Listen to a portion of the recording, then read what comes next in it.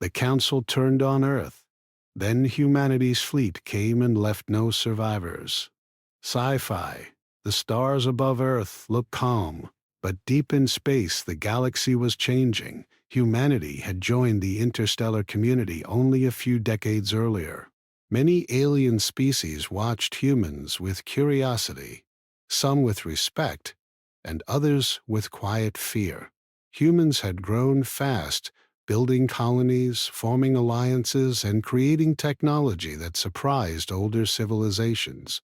Some believed humans were creative and brave. Others believed they were unpredictable and dangerous. Inside the Galactic Council chamber, representatives gathered for an emergency meeting. Tall alien figures sat beside smaller beings. Glowing shapes floated in transparent seats, and mechanical delegates watched silently with blinking lights. At the center stood the human ambassador, Ethan Brooks. He kept his posture calm, even though he felt tension in every direction. Beside him stood liaison officer Leah Carter, who had spent years studying alien cultures and diplomacy. The council leader spoke slowly, translating into many languages at once. He accused humanity of breaking agreements and secretly expanding military forces beyond allowed limits. Ethan listened carefully, waiting for evidence that never came. Every accusation sounded vague. Leah noticed that several council members avoided eye contact, as if they already knew the decision had been made before the meeting started. Humanity had always tried to cooperate. They shared medical technology, helped rebuild damaged worlds, and joined peacekeeping missions. But their fast growth had created enemies. Some powerful factions believed humans would eventually challenge their dominance. Fear had spread quietly, turning into suspicion. Ethan asked for proof. The chamber remained silent for a moment before another council member claimed human fleets were being hidden in distant systems. Leah knew that was partly true, but only because Earth had learned from history. Humans believed in preparation. They did not want war, but they refused to remain defenseless. The council leader announced the verdict. Earth was declared a destabilizing force. All trade routes would be closed, and a military blockade would begin immediately. The words echoed through the chamber like a final sentence. Leah felt her stomach tighten. This was not diplomacy anymore. It was punishment. Ethan tried to protest, reminding them of human contributions and alliances. Some delegates looked uncertain, but none spoke up. Politics and fear held them silent. Back on Earth, news spread quickly. Cities watched the council broadcast with shock and anger. People gathered in homes, cafes, and public squares, asking the same question: why? President Daniel Hayes addressed the world, promising calm and unity while urging patience. He said humanity would seek peaceful solutions. In orbit above Earth, Commander Lucas Hale listened to the transmission from the bridge of a large carrier ship. He had served in space for most of his life and knew how quickly peace could disappear. Around him, officers monitored incoming signals. Reports confirmed that alien fleets were already moving toward human territory. Lucas did not feel hatred toward the Council. He felt disappointment. Humanity had worked hard to earn trust, yet trust had vanished in a single vote. Leah returned from the council chamber exhausted. She met with government leaders and military advisors to explain what had happened. Many were shocked by how quickly the decision had been made. It felt less like justice and more like fear-driven politics. As days passed, the blockade became real. Alien warships positioned themselves near key jump routes, stopping trade vessels and inspecting human ships. Officially, They claimed to maintain peace, but human colonies began reporting aggressive encounters. A mining station near Mars lost contact after refusing inspection orders. A civilian cargo ship was forced to turn back, despite carrying medical supplies. Public opinion on Earth shifted. Some people demanded negotiation, while others called for strong defense. Humanity's strength had always come from diversity of thought, but now unity was becoming necessary. Hidden deep within the solar system, massive shipyards worked quietly. These facilities were not secret because humans wanted war. They were secret because humans had learned that survival required preparation. Engineers completed ships designed for adaptability, using modular systems that could change during combat. Lucas visited one of the shipyards and watched workers move with focused energy. He felt pride in humanity's ability to build together despite differences. He knew many council members believed humans were reckless, but the truth was different. Humans simply refused to give up. Meanwhile, at the council, some delegates began to question the harsh decision. Reports showed humans were not attacking anyone, but hardline leaders pushed forward, claiming humanity was only pretending to be peaceful, while secretly preparing for domination. Leah received intelligence suggesting that false information had been planted within council networks. Someone wanted this conflict. She worked with analysts to trace the source, but the data was hidden behind layers of encryption. Ethan struggled to keep communication channels open. He sent messages requesting dialogue, but responses were cold and brief. The council seemed determined to move forward. One evening, as Earth rotated beneath the stars, the first violent incident occurred. A human patrol ship encountered council forces near a distant colony. The situation escalated quickly. Shots were fired. The patrol ship was destroyed. News reached Earth within minutes. Silence fell across the planet as people realized war might be unavoidable. Lucas gathered his officers. He explained that humanity would defend itself but avoid unnecessary destruction. The goal was survival, not revenge. His calm voice gave confidence to younger crew members who had never experienced real combat. Earth's leadership held an emergency meeting. After long debate, they sent a final message to the council demanding withdrawal of the blockade. They reminded the council that humans had always chosen cooperation. The reply came hours later. Humanity was ordered to surrender advanced technology and reduce their fleet. Immediately, the room fell silent as leaders read the message. It was clear now that the council was not seeking compromise. Leah felt sadness more than anger. She had believed in diplomacy with all her heart. Seeing it fail felt like losing a part of herself. Across the solar system, human fleets moved into defensive positions. Colonies activated shields. Civilian ships returned to safe zones. Scientists worked on emergency communication systems in case long-range networks were disrupted. Lucas stood alone on the observation deck, watching Earth below. Blue oceans and white clouds looked peaceful despite the tension surrounding the planet. He wondered how many people truly understood what was coming. The council fleets continued to gather. Massive ships from multiple species formed a wall of metal and energy beyond the outer planets. They believed humanity would surrender once faced with overwhelming force. But humans had learned from their own history. When pushed too far, they became stronger. Hidden vessels awakened, their engines warming after years of silence. Advanced artificial intelligence systems checked navigation paths. Pilots prepared for missions they had trained for but hoped never to fly. Leah sent one final private message to a friend within the council, asking if there was still hope for peace. The reply came slowly, filled with regret. Some delegates wanted peace, but fear controlled the majority.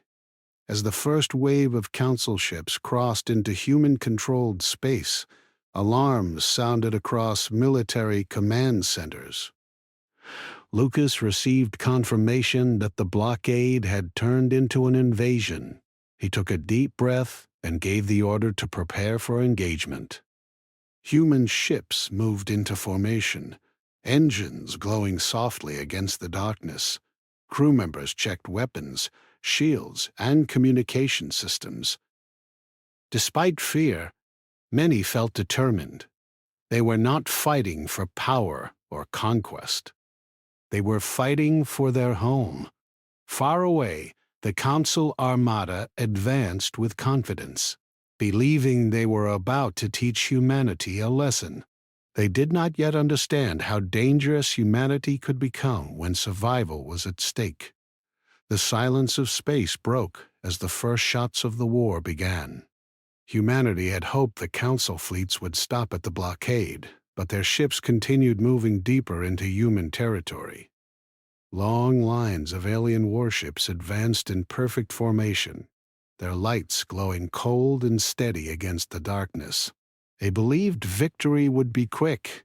Commander Lucas Hale stood on the bridge of his carrier, watching tactical displays fill with red signals marking incoming enemy vessels.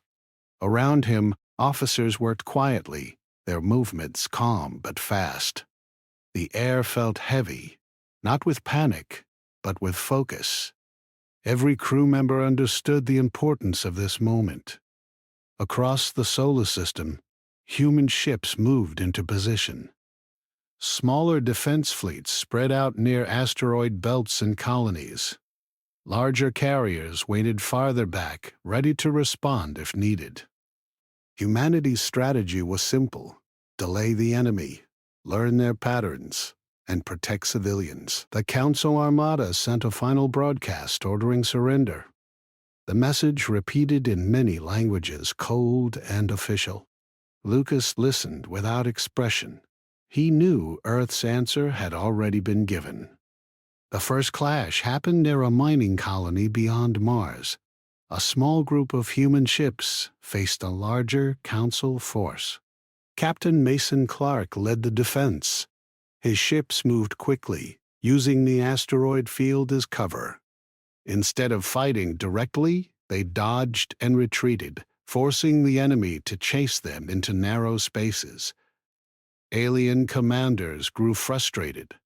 Their weapons were powerful, but human ships moved unpredictably, accelerating and turning in ways that confused targeting systems.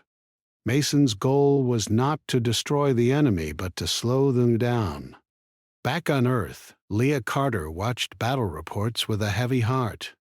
She had spent years trying to prevent conflict, and now she watched it unfold, piece by piece. Still, she noticed something important. Humans were not fighting with anger. They were fighting with precision. Council forces began deploying heavy cruisers equipped with advanced weapons. Several human ships were hit, and rescue operations started immediately. Despite losses, human fleets maintained discipline. Lucas ordered a controlled retreat toward the outer asteroid fields. The enemy followed, believing they were pushing humans back step by step. They did not realize they were being guided into a carefully chosen battleground. Deep within the asteroid belt, hidden sensors activated. Massive human vessels powered up, their engines glowing slowly as they emerged from behind rocky cover. These ships had been kept secret from the Council, built quietly over years as a last line of defense. Commander Noah Grant led the hidden fleet. He watched enemy formations carefully before giving the order to engage. Human ships moved like a coordinated wave, targeting communication relays and command vessels rather than random targets. The sudden attack shocked the Council armada. Their formation broke as explosions lit the darkness. Without clear communication, some ships turned to fight while others attempted to retreat. Lucas felt a small moment of relief. Humanity's plan was working. They were not stronger in numbers, but they were faster at adapting. Human fighters launched from carriers, small and agile. Pilots used creative maneuvers, slipping through enemy defenses and disabling weapon systems. Some alien crews attempted to surrender, confused by the sudden change in battle conditions. Leah watched the data stream and noticed civilian ships escaping through safe corridors opened by human forces. Even during battle, humanity prioritized protection. The Council commanders grew angry. They activated larger weapons, sending powerful beams across space. Several human vessels were destroyed, and the loss hit hard. Crew members across the fleet felt the weight of every life lost. Lucas knew the enemy expected humans to respond with rage. Instead, he ordered precise counterattacks. Human ships focused on weakening enemy coordination rather than destroying everything in sight. The battlefield filled with drifting debris and flashes of light. Hours passed as both sides fought for control. Slowly, the Council armada began to lose structure. Without unified leadership, their tactics became slower and less effective. News of the battle spread beyond the solar system. Neutral worlds watched carefully, surprised by humanity's resistance. Many had believed humans would surrender quickly, but instead they showed determination and skill. On Earth, people gathered around screens, following updates with quiet hope and fear. Families waited for messages from loved ones serving in space. Volunteers helped prepare emergency shelters and supply stations. Meanwhile, Leah worked with analysts to uncover the truth behind the Council's decision. She suspected that some powerful faction had manipulated events to push the galaxy toward war. Evidence slowly began to appear, but it was incomplete. Back in the battle zone, the Council fleet attempted a coordinated push toward Earth. Lucas anticipated this and ordered a defensive formation designed to slow their advance. Human ships created shifting shield networks, redirecting incoming fire and protecting weaker vessels. The fighting continued for hours, then days. Both sides suffered losses, but humanity maintained strategic advantage by targeting command structures. At one point, an enemy cruiser broke through and threatened a civilian transport. Without hesitation, a human frigate placed itself between them, absorbing the attack long enough for the transport to escape. The sacrifice inspired many across the fleet, reminding them why they fought. Eventually, the Council armada began to withdraw, regrouping at the edge of the system. Humanity had won the first major battle, but everyone knew it was only the beginning. Lucas gathered his officers and reviewed the results. The enemy had underestimated human flexibility, but they would not make the same mistake again. Leah felt both relief and dread. She knew the Council leaders would see this as proof that humans were dangerous, not as evidence that they were defending themselves. Across the galaxy, rumors spread about humanity's hidden fleet and unexpected strength. Some worlds began to question the Council's narrative. Others feared that the conflict would grow into a larger war. In the quiet moments after battle, rescue teams searched for survivors among damaged ships. Human crews worked tirelessly, saving both human and alien lives when possible. Even in war, they refused to abandon compassion. Lucas stood on the observation deck, watching stars slowly come back into view as debris cleared. He knew the enemy would return stronger. Humanity had revealed part of its strength, but many secrets still remained hidden. The Council fleet retreated temporarily, leaving behind wreckage and unanswered questions. Humanity had survived the first test, proving they would not surrender easily. But deep in enemy territory, Council leaders prepared something far more dangerous, determined to end the conflict once and for all. The quiet after the first great battle did not feel like peace. Human fleets held their positions across the solar system, repairing damaged ships and rescuing survivors. Debris drifted slowly through space, glowing softly in distant sunlight. Many crew members worked without rest, knowing the enemy would return stronger. Commander Lucas Hale watched reports come in one after another.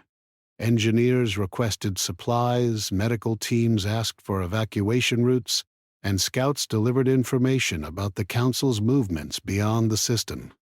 The enemy fleet had retreated, but not far. They were regrouping. On Earth, people tried to return to normal life, but tension remained everywhere. Schools stayed open, markets continued to function, and families supported one another. Yet every person felt the weight of uncertainty. News channels spoke about heroism and loss, about the bravery of pilots and the sacrifice of crews who protected civilians. Leah Carter worked day and night with intelligence analysts. Pieces of hidden data began to form a pattern. The Council's decision had not been unanimous from the start. Several powerful factions had pushed strongly for war, spreading fear through carefully controlled information. Someone had wanted humanity isolated and forced into conflict. She shared her findings with Earth's leaders, but there was little time to investigate further. New scans revealed a massive Council armada gathering beyond the outer boundary of human space. It was far larger than the First Fleet. Lucas received the data while standing on the bridge. The size of the approaching force shocked even experienced officers. Thousands of ships moved in coordinated formation. Heavy dreadnoughts surrounded command vessels, and smaller fighters filled the space between them like swarms. Human strategists quickly understood the enemy's plan. They intended to overwhelm Earth with sheer numbers, ending the war before humanity could adapt again. Emergency meetings filled every hour. Military leaders, scientists, and diplomats gathered together, sharing ideas without ego. Humanity's strength had always been cooperation, and now that strength became their greatest weapon. Lucas joined a strategic conference with Commander Noah Grant and several fleet captains. They analyzed enemy formations and looked for weaknesses. Human intelligence revealed that the Council relied heavily on centralized command systems. If those command nodes were destroyed, their massive fleet could lose coordination.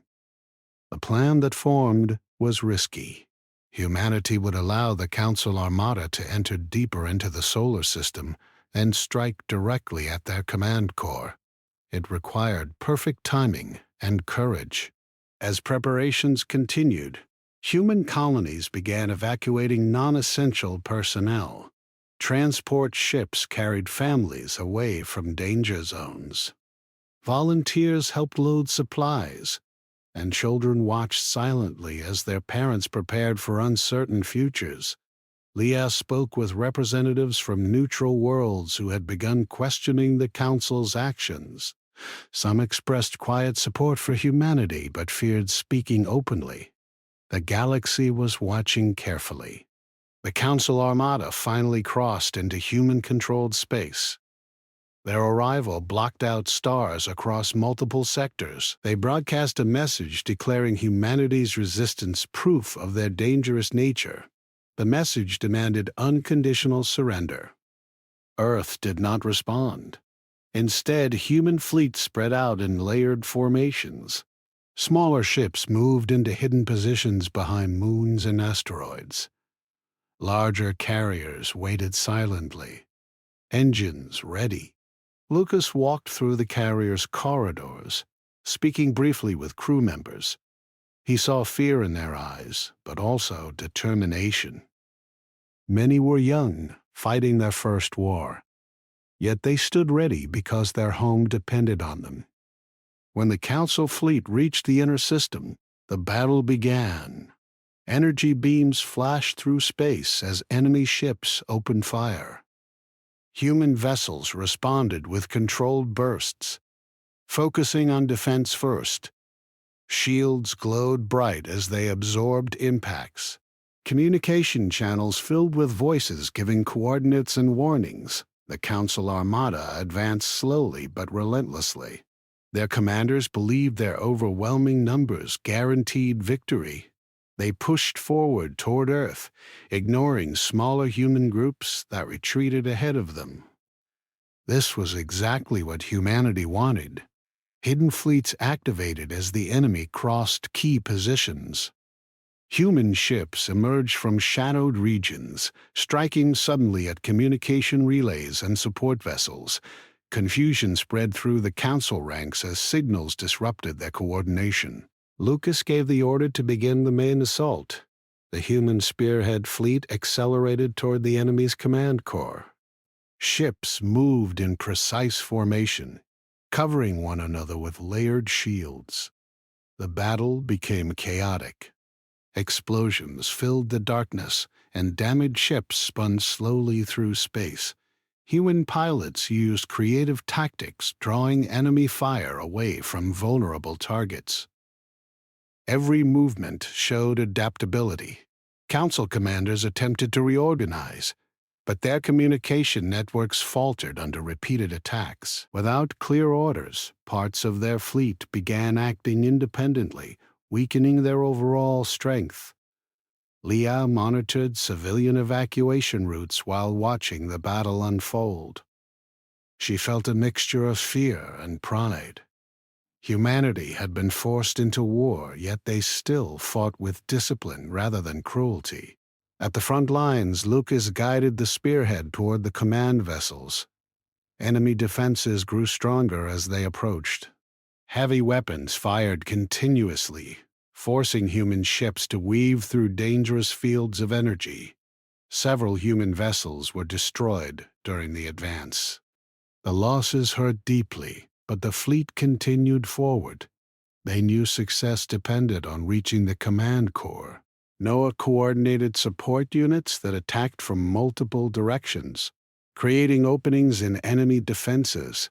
Human drones moved like swarms, disrupting targeting systems and confusing sensors. Finally, the command vessels came into view.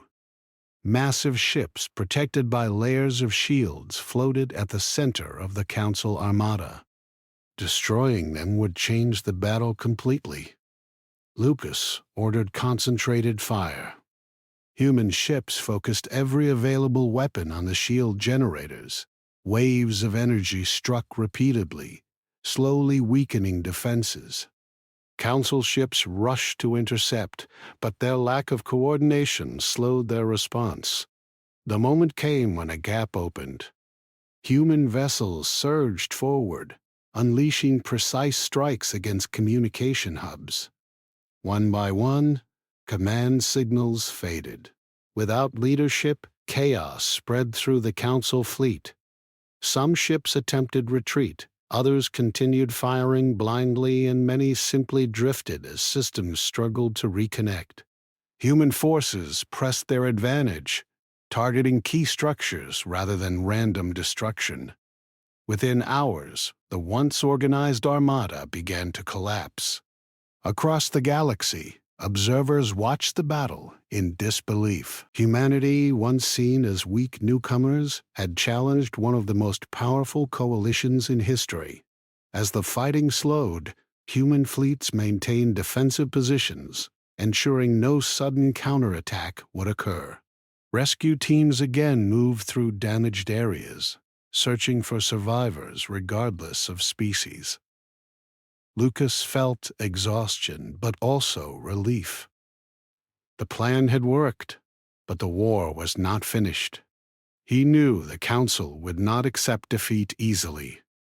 Leah received new messages from Council delegates who now wanted negotiation. Fear had changed their perspective. Humanity had proven they could not be easily destroyed. The battlefield slowly grew quiet as enemy ships retreated or surrendered.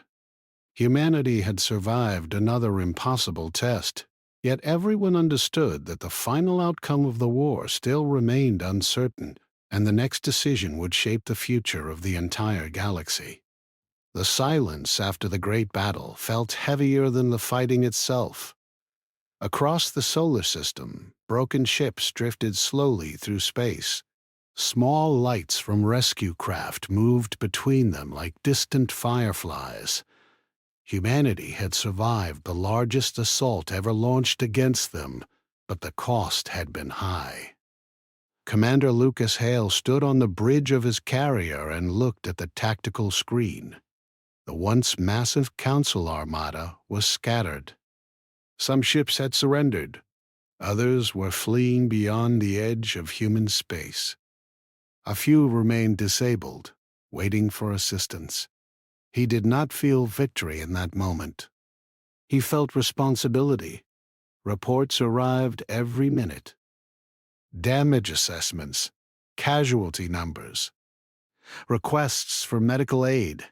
Lucas listened carefully and gave orders in a calm voice. Rescue operations came first. Securing the system came second. Celebration was not even discussed. On Earth, people gathered in silence as news confirmed the Council fleet had collapsed.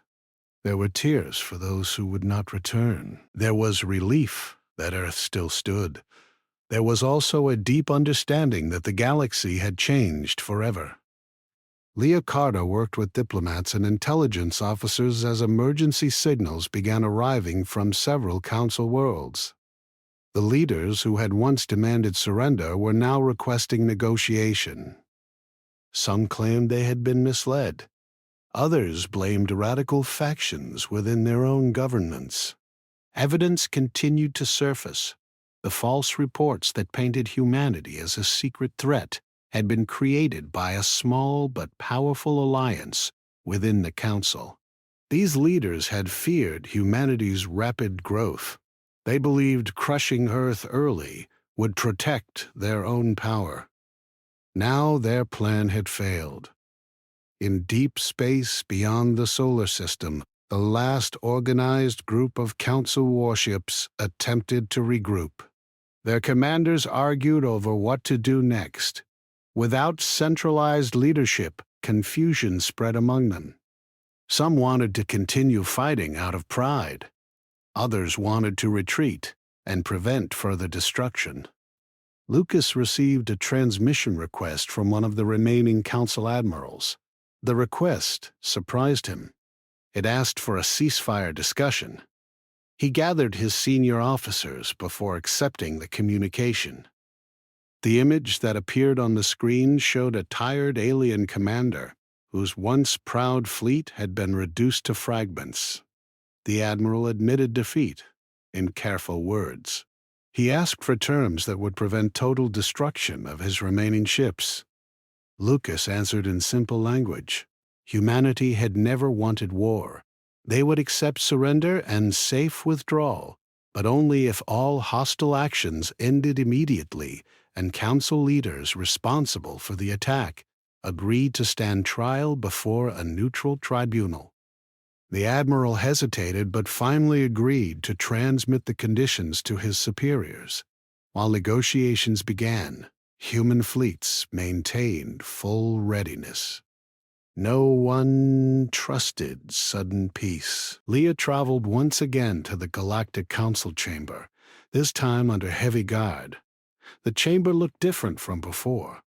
Seats were empty where some delegates had resigned or been removed. The confidence that once filled the room had been replaced with uncertainty. When she entered, many eyes turned toward her, not with anger now, but with caution. She spoke clearly. Humanity had defended itself. They had lost lives, but had not sought conquest. She presented evidence of manipulated intelligence that had led to the war. Data projections showed altered reports and hidden communications between radical council members. Some delegates expressed shock. Others lowered their heads in shame. The council leader who had announced the original verdict no longer held his position.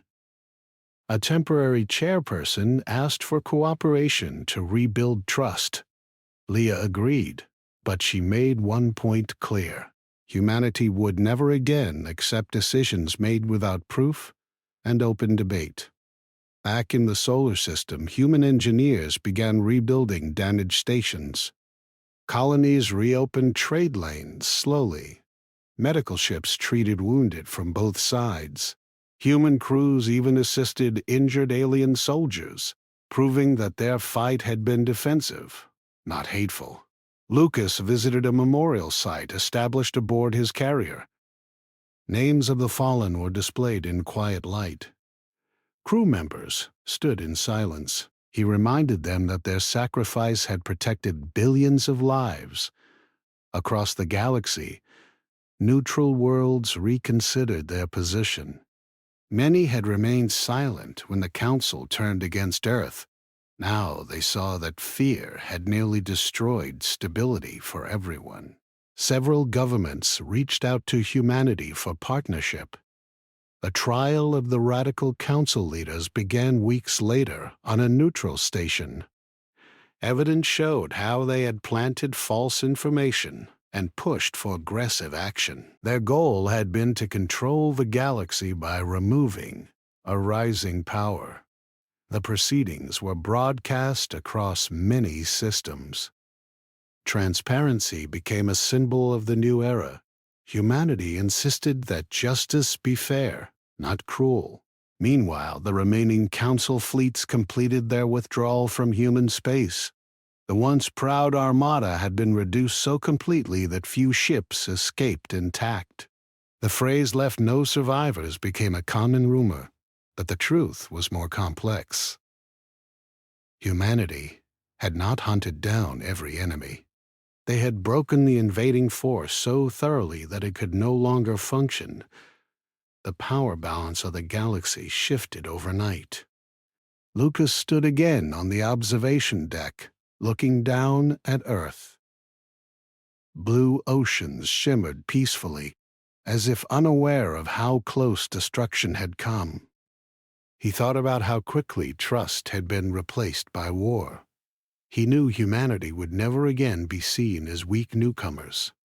They had proven their strength not only in battle, but in unity. Leah returned to Earth after the council sessions ended. She felt older, wiser, and more careful. Diplomacy had failed once, but she believed it could succeed again if built on honesty. A new charter was drafted for the Galactic Council. It required clear evidence before sanctions or military action could be approved. It created independent review groups made of multiple species. Humanity helped design these reforms, not out of dominance, but from experience. In quiet moments, people across Earth reflected on what had happened. Artists painted images of the great battle. Writers told stories of courage and sacrifice. Children learned about unity and responsibility. The fleet did not disband. Instead, it remained ready but disciplined. Humanity understood that peace required strength. Months later, a joint meeting took place between human leaders and representatives from former enemy worlds. The atmosphere was cautious but respectful. Trade slowly resumed. Scientific exchange programs reopened. The galaxy had learned something important. Humanity was dangerous when cornered, but not because they sought destruction. They were dangerous because they adapted quickly, united strongly, and refused to surrender their right to exist. Lucas and Leah met one evening overlooking the ocean. They spoke quietly about the future. The war had changed them both, but it had also revealed the best of humanity. The Council had turned on Earth expecting an easy victory. Instead, they had faced a civilization that would not break. And from that day forward, no power in the galaxy would ever again mistake humanity's patience for weakness.